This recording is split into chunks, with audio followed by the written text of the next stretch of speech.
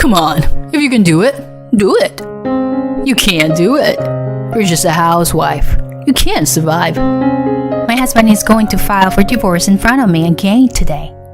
He always looks down on me and does this whenever he doesn't like something. I've put up with it for years, but I can't take it anymore.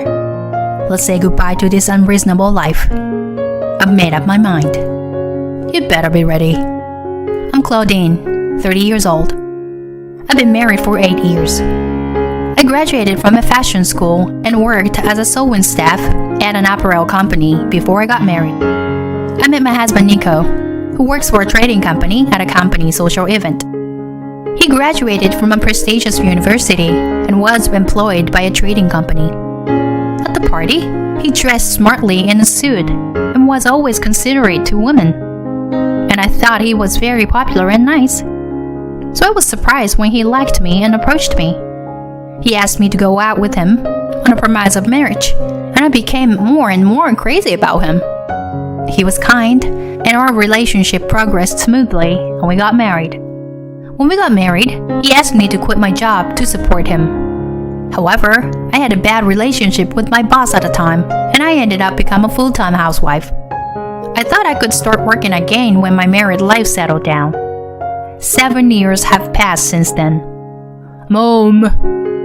Welcome home. You're home early. I'm hungry. Make me dinner first. Yeah. I'm getting ready now. So just wait a little bit longer. What? What isn't it ready by the time I get home? I told you I was going to my parents. That's why I'm later than usual. And I didn't expect you home so early, so... What? That's a lie about being home. What? You lied about going home to meet a guy. You slut. What are you talking about? That can't be true. You can check with my parents. Fine. I can always get this out. He brought out his usual papers. Again? Here it is. Why do you always bring out the divorce papers so easily? I tore them up the other day. I got them again. You can't leave me. You can't do anything on your own. But it's gonna be okay. I won't give you this if you do what I say. Go on. Get my dinner ready. Yes. I returned to the kitchen. Like this, my husband threatens me with divorce whenever he doesn't like something. He gets grumpy just because I forgot to tell him that I was a day late in taking out his suit for dry cleaning, or if I went to the bank late. I used to have lunch or tea with my friends, but he was also very sarcastic about that. Going out to lunch with my money? How nice for a stay-at-home wife. I bet there was not a speck of dust in the house.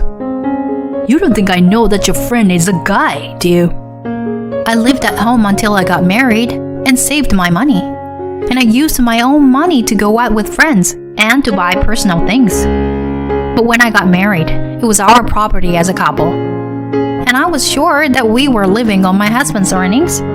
So I kept quiet and didn't argue with him. Since I was told to let him know when I was planning to go out, I have been seeing my friends much less often. Even so, I still met my best friend Alyssa from time to time, and she listened to me.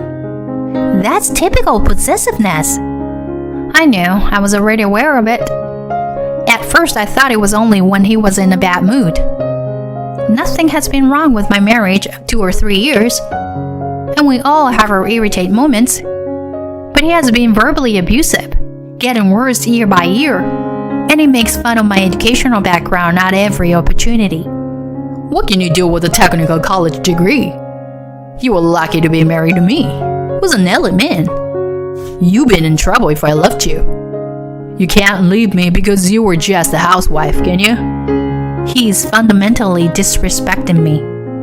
My husband wanted me to be a housewife, but when we were not blessed with children after 3 years of marriage, I told him I wanted to work, but he refused to let me. If you start working, you would neglect the housework, wouldn't you? I'll take care of the house, so it doesn't matter if it's a part-time job or a work-from-home job. I'll find a job. I won't allow you to do that.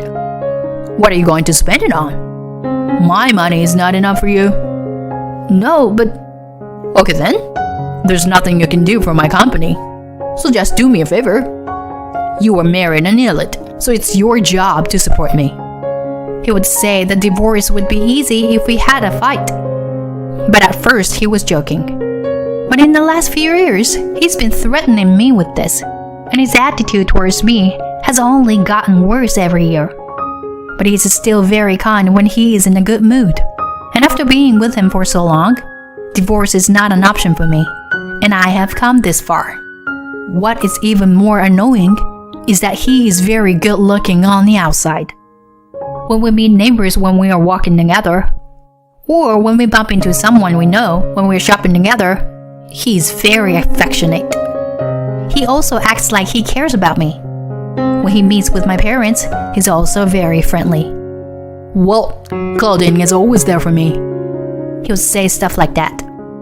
One day, I was in the living room and sewing, and my husband came home earlier than usual. What are you doing? I'm making a stuffed animal. His expression changed. What? A stuffed animal? What are you playing? I'm not playing.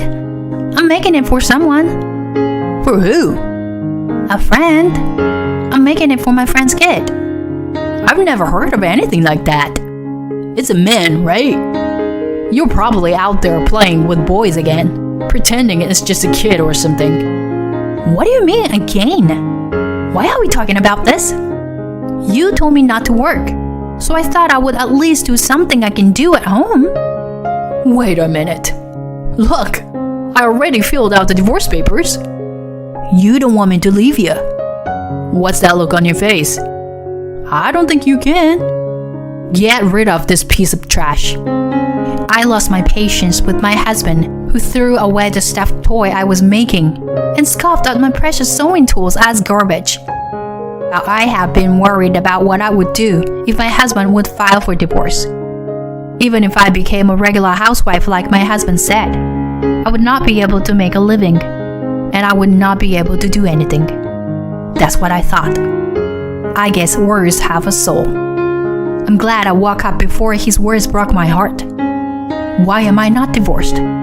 What do I care about in this marriage? If you think about it, I'm in the perfect place. My thoughts ran through my head as I thought about it calmly. Alisa, I'm gonna break down if I keep living like this. I've made up my mind. The next day, I told my friend Alisa my decision. You mean you've decided? You're getting a divorce? Yes, that's right. Then I support you as much as I can. But can we just hold out a little bit longer? What? Alisa, you've given me a lot of advice before about how I should break up with them, right? Yes, that's why. For your own sake. Just a little bit longer. What do you mean? Alisa explained to me, and then her thoughts made sense to me. He'd better brace himself. A few weeks later, I was sewing on the couch again, and my husband came home. Welcome home. Good job today. Oh, dinner's ready. You want some now? I need to take a bath first. Okay, your bath is ready. And I'll get you a towel. You've been very thoughtful lately. He nodded in satisfaction and turned to the sofa. I'm making clothes. His color changed. Huh? Again? I told you to stop. I'm doing my chores properly. So you're gonna ask me to do something for you? I'm not gonna let you go to work. No, there's nothing more I want from you. My husband took it differently and snickered.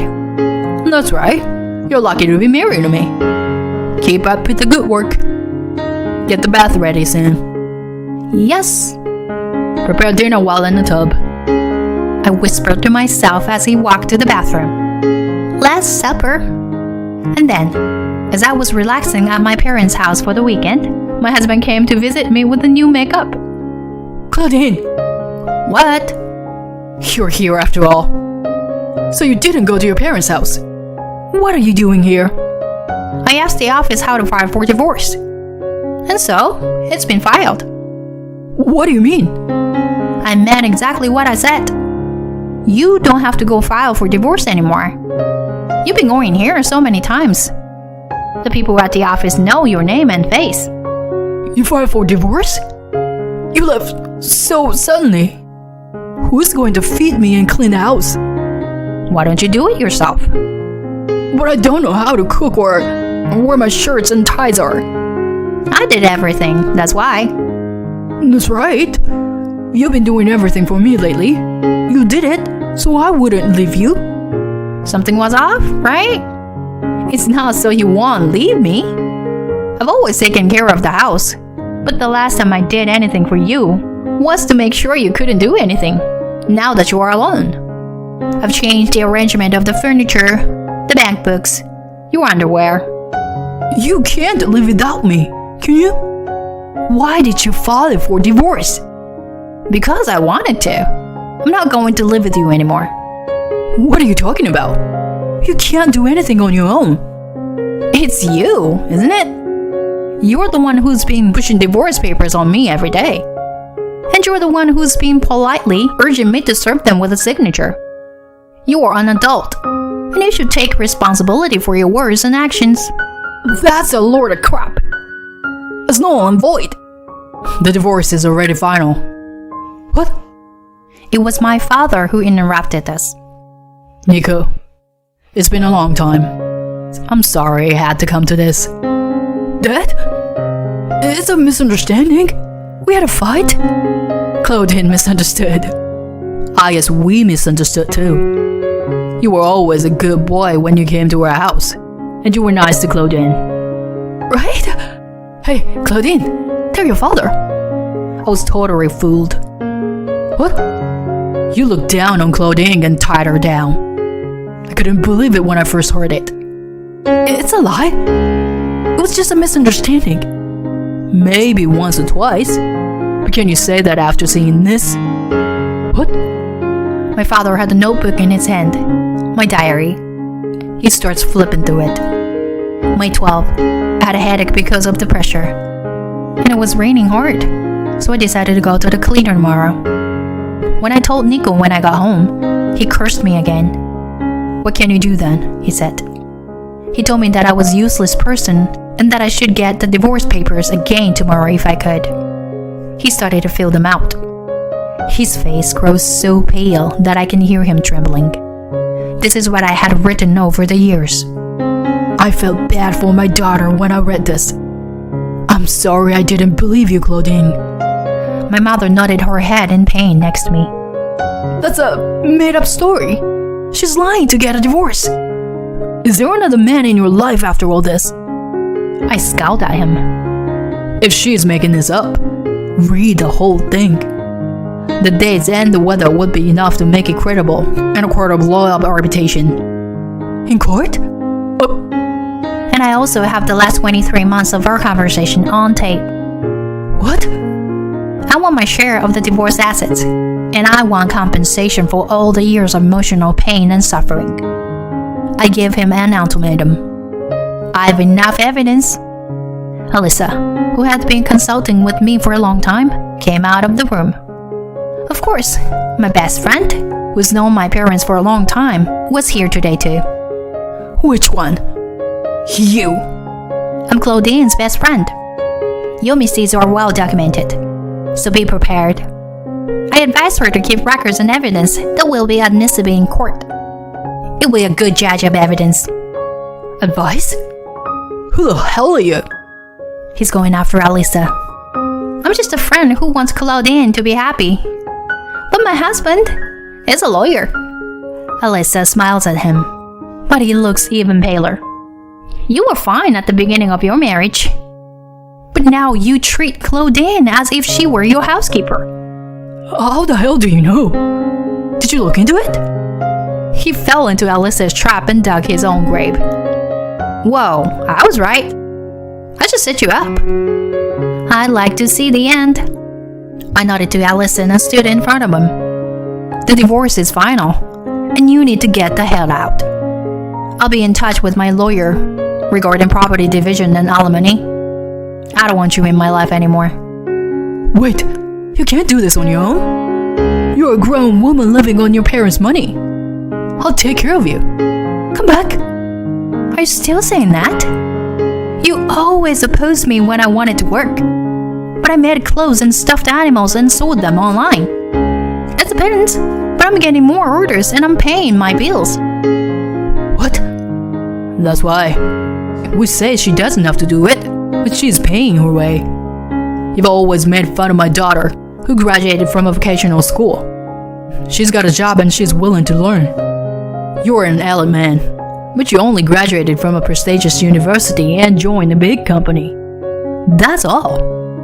You're a small man who can't even say thank you to his wife. He's red-faced and trembling. But there's nothing he can say in return. Oh, I get it. Claudine, you can remarry me, okay? Come back. I care about you because I love you. You don't like me anymore. No, I don't hate you. Claudine, I don't even feel that way anymore. Not at all. You don't exist inside my heart anymore. Your words are violent, just because you can't really do anything. My heart was broken. So, goodbye. I'll never see you again. I felt better, and finally, I smiled and let him go. According to his lawyer, he was a shell of a man after that, and he agreed to the division of his property. With the evidence I had accumulated over the years, the alimony claim was easily approved. At work, it seems that the divorce got known, and rumors are spreading that alimony has been demanded and that he had an affair. He used to look down on me, playing the elitist. But I heard that his colleagues and juniors were moving up to the ladder ahead of him because of his personality. Maybe he was taking out his frustration on me because he wasn't getting the recognition he wanted. Either way, he's a scumbag. I got an interview at the local dry cleaning store and got a job doing hemming and mending. I also make stuffed animals, bags, and clothes. You know, how pressed stitches are all the rage these days. I get the most orders for that. They give me very detailed instructions, even down on the color in the clothes. It's important for the business. I see. But you're getting more orders because your work is so detailed and reproducible, right? I'm glad to hear that. It's fun to communicate with the young. And today I was giving Alyssa an update at the cafe. I can't thank my best friend enough for her support and advice over the years. I'm thinking of moving out of my parents' house once my income is stable. But my mom and dad say I should stay with them. Why not? You're paying the bills. And if you let them spoil you a bit, they'll be happy to have you. I guess so. But I've made them worry about me. So I want to spend more time with them now. I'm making my dad something. That's nice. I'll make you anything you want to, as a thank you. I really enjoyed this time. I'm happy to be able to live a normal life with a happy heart. I'm not elite. I'm not special. And I'm going to do what I can and try to get better, little by little. If I can make the people around me smile, my life will be happier. This is just the beginning.